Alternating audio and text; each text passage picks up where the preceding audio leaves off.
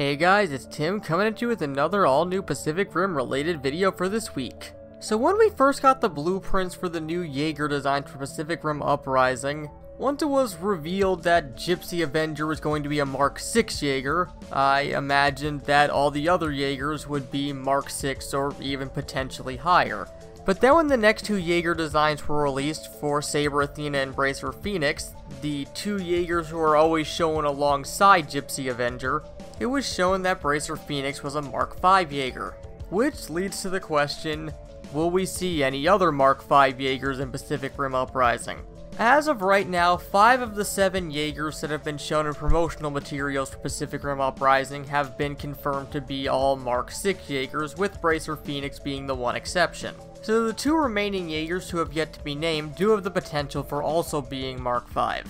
Though in Bracer Phoenix's official description, it's described as a Mark V brute that can run with Mark VIs, implying that it may in fact be the only Mark V Jaeger of the 7 in the film, at least of the 7 that they're showing us. And to a degree, this does actually make sense. Recall Strike Eureka from the original film. As of the Jaeger program being defunded, it was the first and only Mark V Jaeger. And while in most scenarios it did run circles around the other Jaegers it was working alongside of, being Mark I to IV Jaegers, it did have aspects of its design that allowed for older designed Jaegers to outshine it in specific situations. Like how Gypsy Danger being analog allowed it to continue fighting forward in the Battle of Hong Kong as opposed to Strike Eureka, which got taken out by the EMP blast.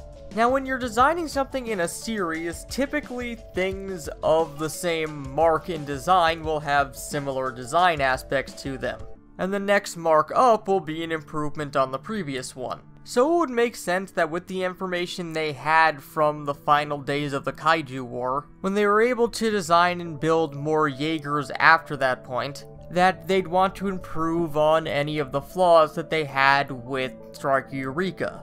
Basically jumping straight from their single Mark V right to Mark VI. Or at the very least limit the amount of Mark Vs they built in the time it took them to design Mark VIs. Just coming right out of the gate with new Jaegers improved by what they learned. Obviously, since we even have Bracer Phoenix, they did continue to build at least some Mark V Jaegers. Though since 10 years have passed from the original film until this one, it's not clear exactly how many they did or exactly when Mark VI Jaegers rolled out in that time frame, or even how many Jaeger fleets are active at the time. Because in Gypsy Avenger's description, it's described as the flagship leader of the Mark VI fleet.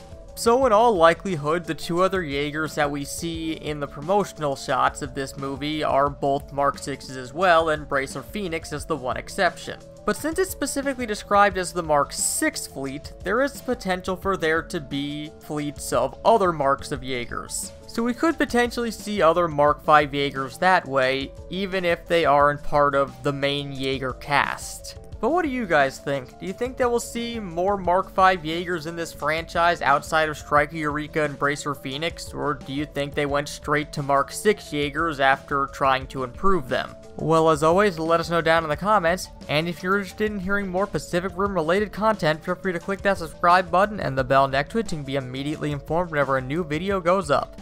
But until next time, this has been Tim from the Hybrid Network, signing out.